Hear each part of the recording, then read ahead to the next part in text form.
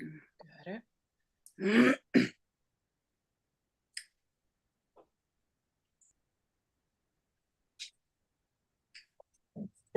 Stop. Good evening, good evening. Good evening, everyone. We have a special treat for us today. We have Miss Jess joining us today. Give me 1 minute, Miss Jess. That's just fine. I was going to say, it's looking like it's maybe slightly freezing. There we go. Okay. There we go. We have Miss Jess of Clairvoyant. Jess, did I say that right? Yeah. Joining us today. She's going to come in and she is going to introduce herself. And then I get the privilege to pick her brain. I get the privilege to let her, she's going to be giving us a lot of insight. She's going to be giving us a lot of information as well as some great encouragement along the way. So, Miss Jess, thank you. Yeah, thank you for having me. You're welcome. So, tell us about you. Where are you from? Well, I'm from Columbus, Georgia, but I'm actually at this point in life, I'm actually in Noonan, Georgia, which is just south of the Atlanta airport. So I'm just a little outside of the metro Atlanta area. Okay. So talk to us. What do you do? Well, I am a clairvoyant medium. So I have heard and communicated, saw spirits my whole life. I chose not to deal with them for a majority of my life because it was a little bit of an alarming thing to deal with, especially as you're aware, especially with the area you're in.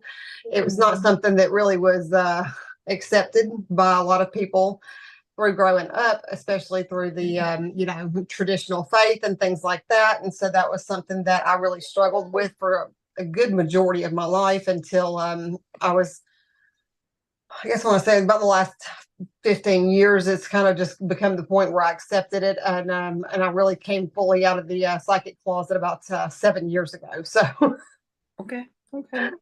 So I really work to help with bringing people the understanding of peace through their departed loved ones, and help with intuitive coaching when they have spiritual gifts themselves, along with really working to help them to heal very deep-seated trauma that I think that people hold on to so closely at this point in life and don't really know how to address it. It's not like the hot pan that we have in the kitchen where you can put it down and throw it real fast and just feel like that's hot, I'm putting it down. So I've really learned that people want to heal in life, but they struggle to understand how to heal.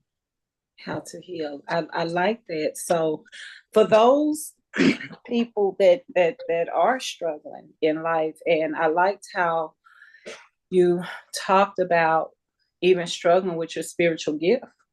Yep. But I have like so many questions. Let's start with the spiritual gifts.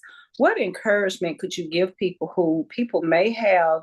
They may know that they have like a gift or some type of urging or some type of calling, but then they may be ashamed. They may be afraid. They may not know how to go to anyone, because sometimes people take it as, oh, you're called to be a preacher, you're called to do this, and that's just not what every calling is about.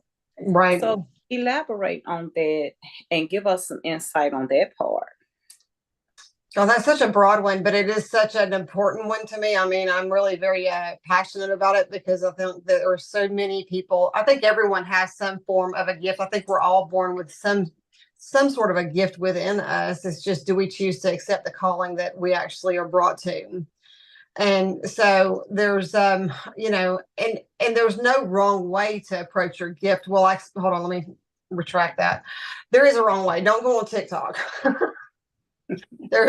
Stay off TikTok, stay off of all the videos that are being posted online. I'm not saying that all of them are bad, but I'm just going to say there's a lot of misinformation out there right now because everybody wants to claim that they actually know how to help you through this process. And there is so much stuff out there that people are being misinformed and being misled with their gifts. And then they are ended up in really deep holes that they don't need to be on. So, they're opening up doorways to things that they don't need to be opening up yet. So I guess if I'm going to say, be open to your gifts, but also do understand that it is your gift. I mean, that is the key word, being your. So you need to realize that you control it, that it is your job and your responsibility to deal with that gift as you choose. But you can't rebuke it and you can't deny it, because that So, won't ever go anywhere good. so you mentioned you just came out of your hiding. Yeah. 7 years, but we're still, yes, that's still pretty Yeah. young. Yes, yeah, less than 10 years ago. So what was the point? Like what was the I have to do this and I have to trust the process? What led to you? I did I need to trust this process. Well, so it started in phases. So there was phases to this, like I said, coming out of the closet. And so phase one was when my father died. And so when my dad passed, along with I was going through a divorce, and I was also just dealing with being a single mother, and I was dealing with a lot of stuff. But as I was starting to go through what I think that many people can understand as the dark night of the soul, which is where we actually start to really go through some really tough times. But as I started going through the dark night of the soul, I actually realized that the blinders were coming off my what I could hold back anymore. I could no longer put those blinders up and actually hold back the messages any longer. So they started kind of falling off. At that point, I started working through delivering messages that was within my comfort zone. That was the thing that I found. So, the first part I dealt with it with like people that I knew or people that came in my path. And then at one point it became that it was not somebody that was really directly in my path. And it was a child, and it was somebody that passed, that I had known in passing. And when the child passed, I was told that I had to deal with it. I could not speak to the parents because they needed to know some things. And so I started stepping forth at that point. I remember shaking literally I was shaking so bad because they made me drive to the house. And I'm like sitting there and I'm like, these people do not know me. I've only asked them to come over and have coffee. I'm like, this is just, where do you want me to go with this? And I was like, I mean, if you don't come close with something like your social security number, I don't know what you want me to do here. And the child stepped up, I mean, in ways that I could not have fathomed. And I always say it's not me that is delivering those messages. It's me being open to delivering the messages. And so that was when it really began, I guess, the opening of things. And I stayed very close to that kind of, I guess, ability of delivering it to those type of people for several years. I mean, I would even have people brought to my front door. I mean, they'd be brought to my house. They'd be like, look, she needs you. I would do it in parking lots and grocery stores and places like that. But it was just stuff that I got when I ran across people. And then I was told for about 7 months that I was going to lose my dream job, my corporate dream job. And they were like, this is what you're meant to do. And I was like, I don't want to. I don't want to do that. I'm good where I'm at. And they were like, well, I mean, you're going to do it one way or another. And so they dragged me face first, down a gravel road. It wasn't pretty. But so I did lose that corporate dream job, and so I launched 2 businesses out of necessity.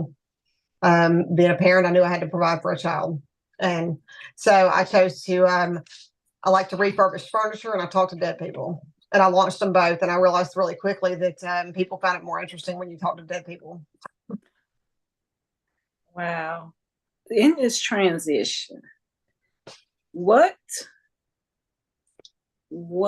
or how, what were your motivators outside of your children? I've heard you mention you were dealing with single motherhood. Yeah. You had lost a parent. Yep. And you went through your trials. Yep. Yet and still you found a way to do something to help people. Yeah. In a way that people needed. Yep. And I think that's an awesome thing. But what were your motivations to behind it? Like, what was it to just keep you going? Um, when I started getting people that just would say, I needed that. It was something so simple. I mean, and I didn't need it for me, but I mean, but I guess in a way it was an ego thing, and it was not, but it wasn't to make me do. It was more of a thing of allowing me to have that peace to know that they needed those messages, whether they had not gotten to give that final goodbye.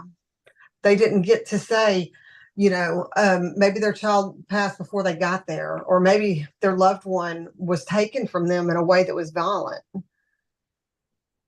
And whatever it was that that person needed, to know that they actually were able to find the peace, through the evidentiary mediumship, which is what I do, which is a lot of, so what evidentiary mediumship is where I actually will bring evidence of their life, whether it's where I will actually give them facts that there's not a way that I can know, whether it's something about how they pass, whether it's a phrase that they used to say, whatever it may be, I would bring that information forth so that they are aware that that is them.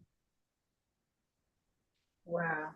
And so I do want to commend you for that, because a lot of the times we go through things and we go on this mental, emotional shutdown. Yeah. So, and there are a lot of people in life in general that are truly struggling. They are. And what would some encouragement be for anybody who's, right now, that they're just struggling for whatever reasons? What type of encouragement could you give us today? So I guess the first message that Spirit brings forth is, first, as soon as like you started talking about that, the first message is, and this was a hard one for me. It was such a hard one for me to learn to break, also, which was, quit looking for all the negative and quit looking at all the things going wrong. Because in every day, yes, there may be the things that go wrong, but there are also so many things that go right that you are not even choosing to acknowledge. I like that. I like that. And in that acknowledgement, what about people and their mental peace? Yeah. Protecting it. Yeah. I think that there is so many layers to protecting their mental peace. And I guess there's several different components that can go through that. And so first and foremost, I mean, I think that a lot of conditioning has happened in our society. And in so many ways, a lot of it has happened that has been brought down from generational stuff. It may have been passed down from parents or from, relatives and things like that, where you were told or encouraged to be this way or that. And it doesn't sit right with your soul anymore. It doesn't have to be that way. Just because it was told to you by someone else doesn't mean that you have to accept that. It doesn't have to be who you are. You don't have to be that person, and you don't have to put on that mask, because that's the problem here, honey. You're wearing a mask. You're putting on all these different masks to deal with all these different people and make it like that's who you are, when that is so far from who you are and what you were created to be. Take the mask off. I mean, the mask is doing you no favors, because it's not who you are. It's limiting your path. It's limiting your journey. And the fact is that you can't protect your peace when you are holding on to all these different personas of what you're allowing people to determine who you are. Wow. So rip the mask off. And as much as that sounds funny, because people put these masks on to actually protect themselves, that mask ain't protecting you. It's not. It's not who you are. It's not protecting you. It's actually creating spiritual attachment to you that actually starts putting false faces on you and lowers your vibration and leaves you more open to attack. So what I would say is take those masks off. Be who you truly choose to be, no matter what that is. I don't care what other people think of you. As long as you are a good human and you are choosing to follow good paths, there is nothing wrong with any component of you, ever. And then also, if you have people in your life that when you see them, they drain your peace, then it is time to let them go.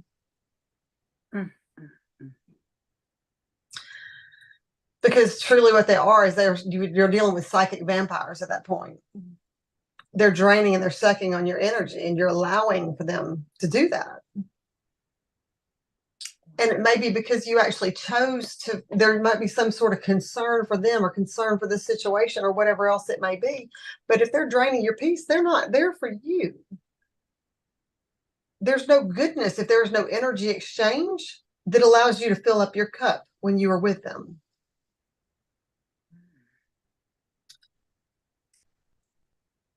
You can always cut cords to the people surrounding you. It doesn't matter who they are to you, especially if they actually are taking too much from your world. And protect yourself energetically. And when I say protect yourself energetically, I don't care in what ways that you do it, but I'm going to go ahead and give the warning that there is a lot of crystals out there. There's a lot of these, airy-fairy, ways that people bring about. Those are great support systems, but that is not going to save you, because that is not a tool of you actually protecting your own energy. That's just you carrying a rock. I am not saying I don't love the crystals. I got them all over. I'm wearing them all the time, every day. But I'm not counting on these to actually protect me,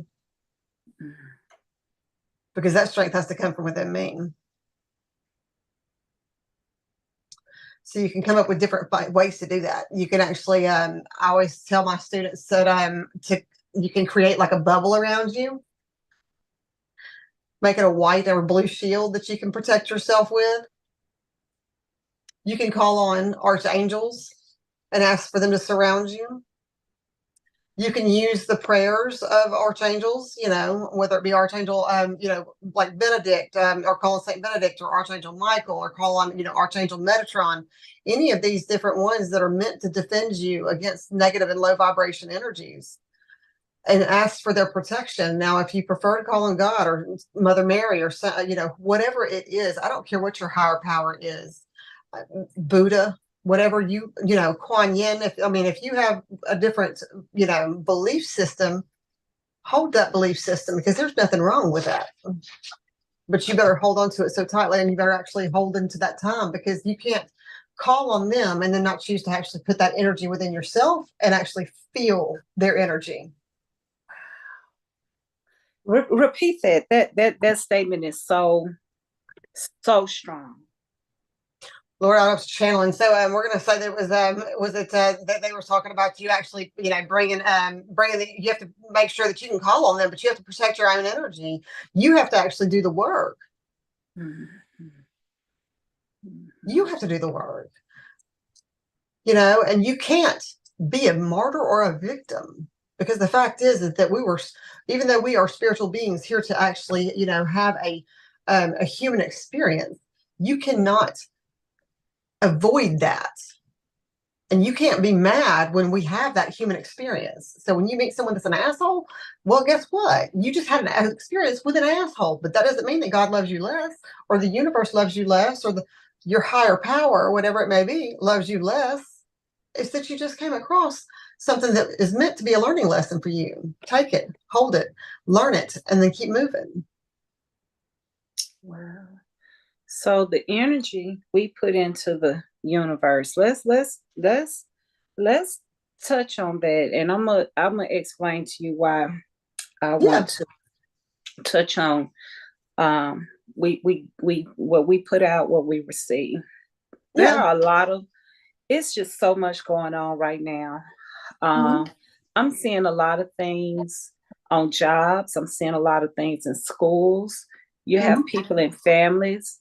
It's almost like it's just so much division. And earlier, I called one of my friend girls, and I had to tell her. I said, you know what? I want to tell you thank you, because she's never been a judge of people ever. Yeah. She. It doesn't matter. She will find good in anybody. She doesn't. That's just not what she does. And it's like I was just led to call her and tell her that. And I know that people truly, it's just so thing. It's just, and it could be me, but things are just chaotic. You see, and there are a lot of, and I'm very concerned about the younger generation. I'm concerned that, and I'm guilty. This generation is just, they just going crazy. I'm working on not saying that anymore. Yeah. I'm working on not just saying that, right? Because it's, every generation is different. That's right. I'm so concerned about the younger generation in general, because it's almost like a lot of them feel as if whatever they do is not good enough, or if they're not following certain paths, it's not enough. I heard a testimony from a gentleman today. He was, I don't even know his age, but he told the year he was born. So he was born in like 61, and he was always told that, and he's done well, but he was talked very harsh to as a child. Like how he wasn't going to be anything because of things that he was into, like, fishing and, hunting squirrel and being in the garden with his grandmother. And he ended up doing really well. And it amazes me that to hear him say that. And even this morning, I was just saying, we need to put more positive things out here, and we need to speak more positive to each other in general, but especially also speak more positively to ourselves. Yes. But see, that's the problem is that there is a defense of the society is being desensitized by not having a human connection. And I mean, I channeled a message, I guess it was back at the beginning of COVID. And I don't remember a lot of times when I channel. That's why when I said a second ago, I was like, I don't remember. I just I was channeling. But I remember this one. I remember because I remembered it like chills run up the back of my spine when it happened, and it was because it was when everything happened, and Spirit had told me that COVID was coming and that there was going to be a big shutdown of things, and they had said that. And when everything happened, they said people are praying to have more time with their families. They're praying to be able to see their loved ones more. They're praying for all these times together, and they want to be with each other. And so, and then when COVID happened, they were like, but yet we gave them that time. And they literally were passing each other like ships in the night. Wow. And they're like, so we're giving you this, and you still are just staying so stuck away from each other. But yes, I'm actually finishing my bachelor's right now in metaphysics, which is I'm getting my bachelor's in spiritual work. I mean, so it's a lot of work that I've been doing in regards to trying to understand a deeper of the break of society traumas and where people are going wrong with being able to manifest the life they desire. And it was I think it was 89% of your of what is in your subconscious mind is what you bring into your reality. What? 89%? That is an astounding number. But how many times are you in a day saying, I ain't got this. I don't have this. I'm poor. I'm broke. My family doesn't love me. This. And then you wonder, why don't I have this? You telling the universe all day long, every day, and then you fussing all your friends and all your little, I like to call them bitch buddies, and all your little buddies that you just sit there and you want to get into it. And I said, but that's all you're doing is you're sitting there and you are tearing down and saying that you don't have. You are so energy, so focused on that. What do you think you're going to manifest? You can manifest either greatness or you can manifest a shitstorm. Wow. So we got to change our message, not only to ourselves, but to the universe and everything else. And because I do hear all kinds of things about society and about their, them being concerned about the other generations. I mean, but I've got a young man that's standing in the next room that is, he's 15 years old. And I mean, I'm going to tell you that boy will outwork any other child that I can put him up against. I don't ever worry about that child because I know that he will not only, and he doesn't do it because he knows his mom will take care of things, but that child will work, he will hustle, and he will put the work in because and I mean, the other day I actually told him, I was like, he wanted to go to the fields because he's in sports. And I was frustrated at the moment. And I was like, no. And I was like, Carson, I said, I've got to get the house clean, man. I said, look, I can't be disrupted with all that right now. And his response back to me, and because I said, can it wait? And he responds back and he says, Mama, somebody yesterday was out working. I couldn't work out yesterday because I didn't have time to. They're out working me if I'm not there today.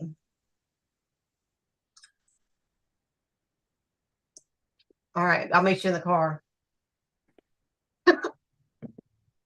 But it's because he chose to have that heart in it. He says, I'm going to put it in. And I think that children and anyone will put the work in if they're supported, they're loved, and they're cared for, if they choose to. Wow. But we can feed that own energy into ourselves. How often are we doing it to ourselves when there isn't somebody that's there to actually do that for you?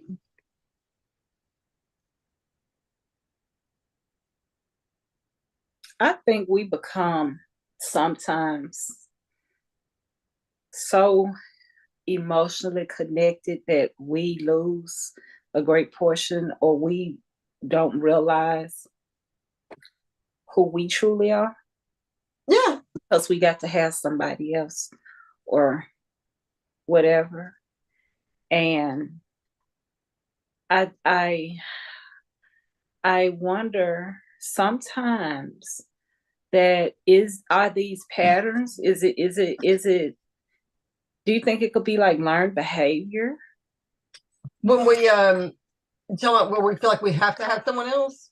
When we have to have someone else, or when we want to complain, or when we're just not going to have a good day, no matter how, like, no matter the fact that you open your eyes, and just the fact that you open your eyes and you're breathing, yeah. and you're here, and you're, like, and I've been working better with gratitude myself. Yeah. I try to do better with it and being more of an encouragement instead of a discouragement. Yeah. I try to attempt to be better with,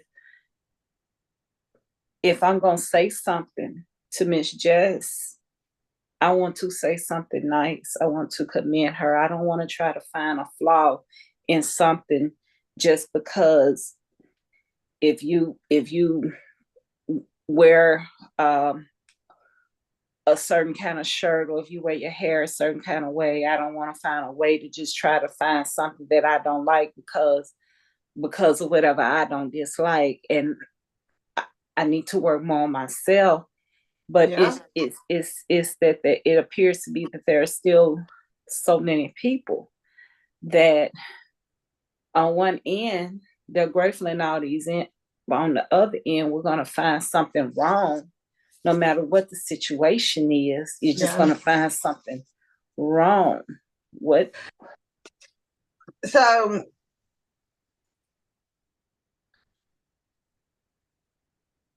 there's one, I guess the first and foremost is that I choose to accept, love, and embrace everyone, no matter where you're at on your journey. I'll offer nothing but love, and I will offer nothing but I guess encouragement on your path. because it is not my place to judge you. And I mean, I'm talking about that at any level. I mean, I don't care where you're at on your journey. I mean, I will always offer you love. I will offer you encouragement, and I will offer you support, because I have done some crazy things through my journey. And I have got no place to judge where anybody is at their point. But what I have also realized is that there are also people that are not meant for me on my journey. And that's a hard one. Just because somebody's been on your journey with you for 5, 10, 15, 20, 25, 30 years. But you start to realize that they are limiting your path. You can't move past a certain place because of who they are with, or who you are with them. Maybe they don't encourage you to be a better person. Maybe they won't hold you accountable for where you're at. Or maybe it's just the fact that you become someone of a lower vibration when you're with them. That's what I'm going to say. It's time for us to go. And I offer you nothing but love for where you got to go. But where you got to go is not where I can be with you. Wow. And I have lost some deep friendships from that, but it's also moves you forward in a place that is sometimes very necessary. So what would you tell people who they always want to make other people, they want to be people pleasers. Yeah. But a lot of times people go out their way to be people pleasers, and they're struggling. They're not. Yeah. It's not. They're not happy. Yep. So what would your insight, or what would your message be to those people? What are you trying to fill up in other people that you are looking for in yourself? There's something missing in your life. And whatever it is that you keep trying to fill up for other people is because it wasn't filled up for you. Whether it was somebody that wasn't there for you when you were going through a difficult time, whether it was, you were abused, or whatever it may be, that you keep running up against these people that are going through these different circumstances, and you keep trying to save them in those circumstances. You are trying to save yourself at a different place than you are now. Heal who you were then. And know that you cannot always save everyone, because it's time to save yourself. Wow. I know that, it's important to adhere to what you're saying. Yeah. For a lot of people, and so many people need these reminders. Yeah. Because we get lost in our day-to-day lives. Yeah. We just get lost in these routines. And it's amazing that we have these routines, even the routine of complaining but not being more positive. Yeah. And to hear you say that 89% of that subconscious, yeah, actually ends up being reality. Yeah. That's just some mind-boggling. That's just, yeah. It really is. It's like, wow,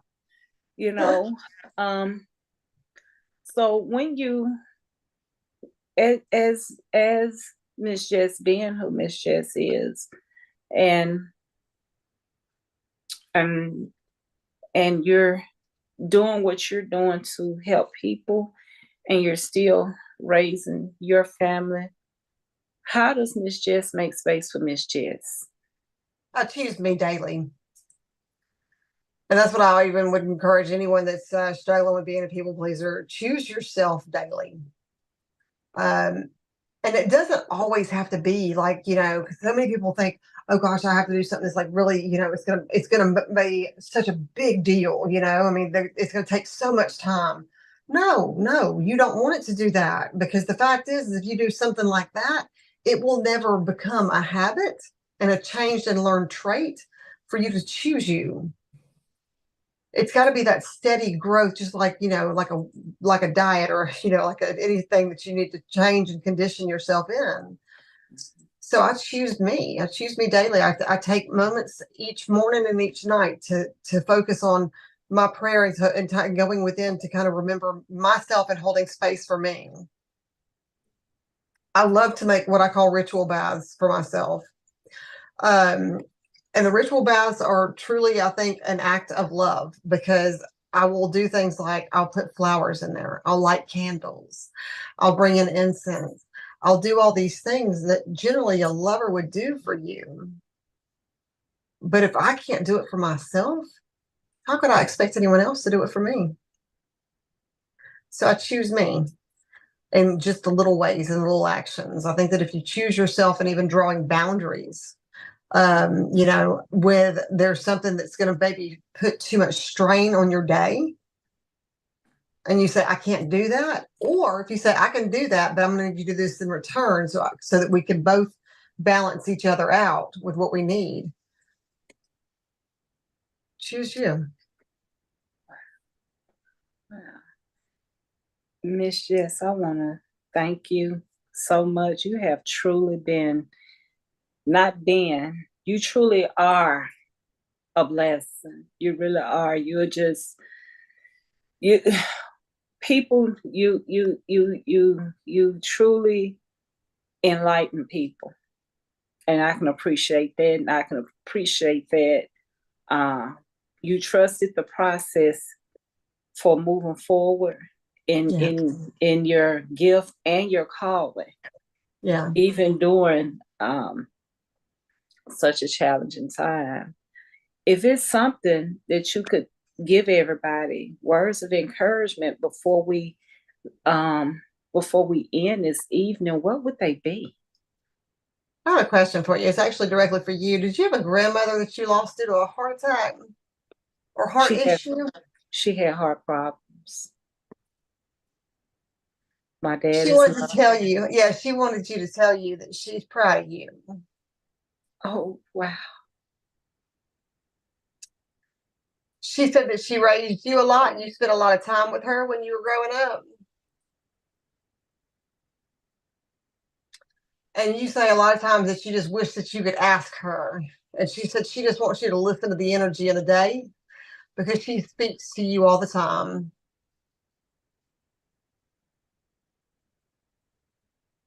So the message is for you. And she wants you to know that you are worth that. She says that she sees all that you're going through, and she says that you're making the right choices. Just keep going.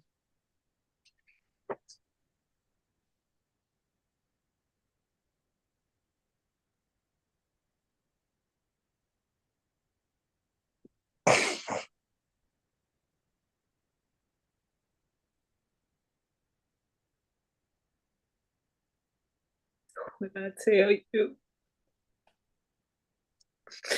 you do things and you just wonder. It's like if she's one of those people that I struggle with not being here, wondering subconsciously, is she even proud? You Yeah. know, Yeah. or just to see a face, or just just something. She used to slap her knee all the time, and she'd point her finger at you all the time. When she would be sitting on like at the kitchen table, wouldn't she? At the kitchen table. At Yeah, the kitchen. she just said she started pointing at you. You just tell her. And it makes it.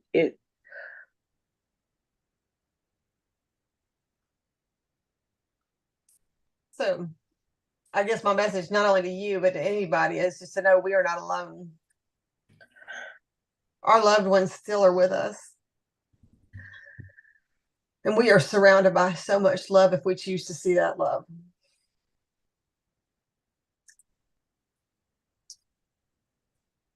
Don't be desensitized by life. Don't just go through the motions. And really, who gives a shit what people think about you? Just get out there and live life.